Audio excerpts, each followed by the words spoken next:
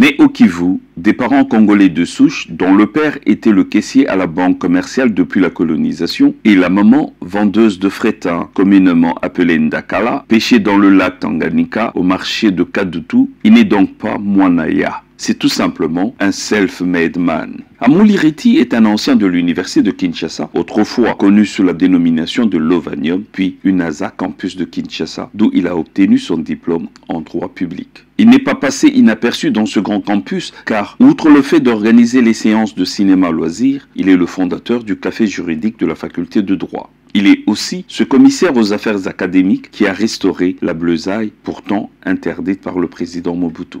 Déjà défenseur judiciaire, à mi-parcours entre son diplôme de graduat et celui de licence, et après un stage professionnel au protocole d'État des affaires étrangères, il pose ses valises à Paris. Très rapidement, il est autorisé à exercer et ouvrir un cabinet de conseil juridique en droit international et en droit zaïrois. C'est qui le ramène devant les juridictions américaines à Washington en immersion dans les procédures anglo-saxonnes. En France, il est appelé par SOS Racisme de Harlem Désir pour ouvrir une commission juridique et militer pour la création des chambres spécialisées pour le droit des étrangers. En Europe, il est sollicité par les parlementaires européens pour étudier les voies et moyens de poursuivre en justice les assassins du président Thomas Sankara. Trop de travail pour ce jeune juriste à peine sorti de la faculté de droit de l'université de Kinshasa, mais un challenge à relever pour une âme bien née. Il brandira tout au long de sa carrière comme un motif de légitime fierté d'être le pur produit de l'enseignement scolaire et universitaire du bled. Et ma fierté aussi, c'est de voir que ce sont encore une fois les anciens de la faculté de droit qui ont été les premiers à obtenir le premier acquittement à la CPI. Travailleur acharné, son éducation et sa formation congolaise l'ont hissé haut dans le domaine de sa profession. Il a été à chaque fois le premier Congolais à tracer chemin dans son domaine. Premier zaïrois admis à exercer comme conseil juridique international. Premier zaïrois admis à exercer comme avocat en France. Premier Congolais à obtenir des acquittements des personnes poursuivies pour des faits comme ceux jugés à Nuremberg. Premier Congolais président des avocats près du tribunal pénal international. Premier simple Congolais à fouler le perron de l'Élysée et à être reçu par le chef de l'État français pendant 52 minutes. Premier simple Congolais à fouler la cour d'honneur de l'Union européenne et à être reçu par le président de l'Union européenne en personne pendant 49 minutes. Il est encore ce pèlerin qui a parcouru l'Europe plaidant et revendiquant à la fois un tribunal international pour le Congo et qui aujourd'hui soutient sans réserve l'approche du prix Nobel de la paix pour juger les crimes du rapport Mapping.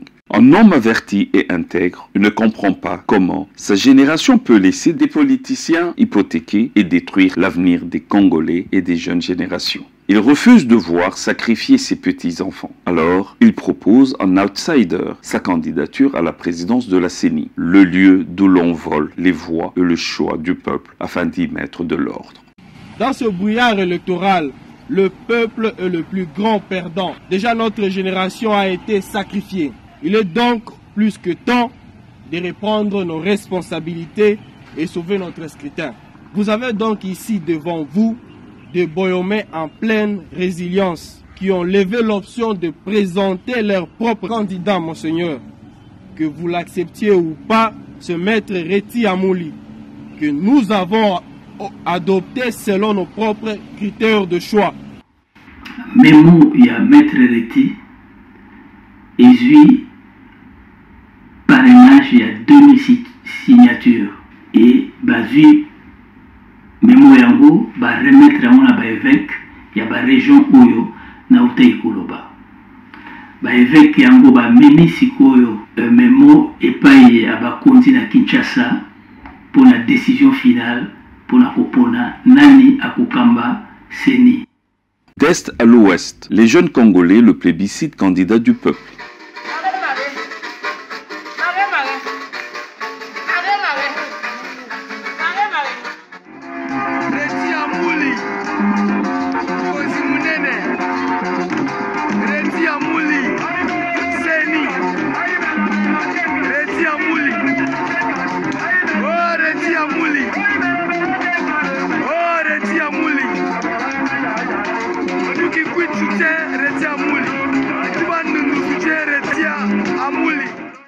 Deux idées fortes émergent de sa campagne, l'indépendance et la résilience. Un candidat qui ne prend pas de la hauteur est incapable de défendre a posteriori l'indispensable indépendance inhérente à l'institution qu'il veut présider. Résilience parce que le peuple congolais se trouve à un tel niveau que nul autre peuple ne saurait l'envier. Il ne lui reste plus soit qu'à capituler ou à se ressaisir, se lever et se mettre debout. On a vu ça en 2006, en 2011 et maintenant en 2018.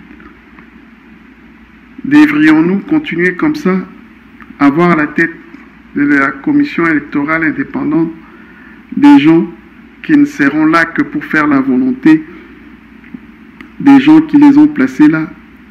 S'il y a unanimité pour reconnaître que Maître Amuli-Reti est l'homme qu'il faut, de par son background, son expérience, son intégrité, sa candidature, il faut le reconnaître qu'elle reste clivante. Il y en a qui sont très réservés, non parce qu'ils ne croient pas en cet homme, mais parce qu'ils pensent que c'est du gâchis que de candidater pour la CENI. Car on ne libère pas un pays occupé par des élections et que rejoindre la CENI dans ces conditions expose le candidat soit à se prostituer, soit à la compromission. Sauf qu'ils ne nous disent pas en quoi croiser les bras et laisser les occupants légitimer leur position par des élections volées et aiderait le Congo. Certains, plus positifs, sont ceux qui pensent que c'est bien l'homme qu'il faut pour stopper le vol du vote des Congolais. Et d'autres, enfin, vont jusqu'à demander aux candidats du peuple de ne pas briguer la CENI, mais se réserver pour viser la magistrature suprême. La diaspora congolaise en Allemagne,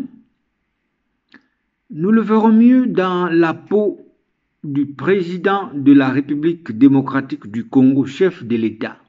La CENI, c'est pas mal, mais c'est un peu comme si on envoyait un professeur d'université aller enseigner à l'école maternelle.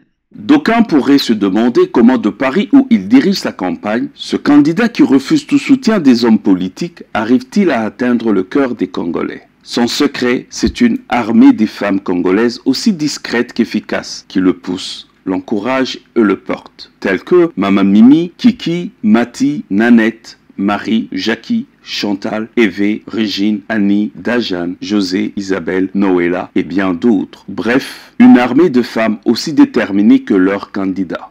Décidément, avec cet homme, l'histoire ne fait que commencer. Qui vivra, verra.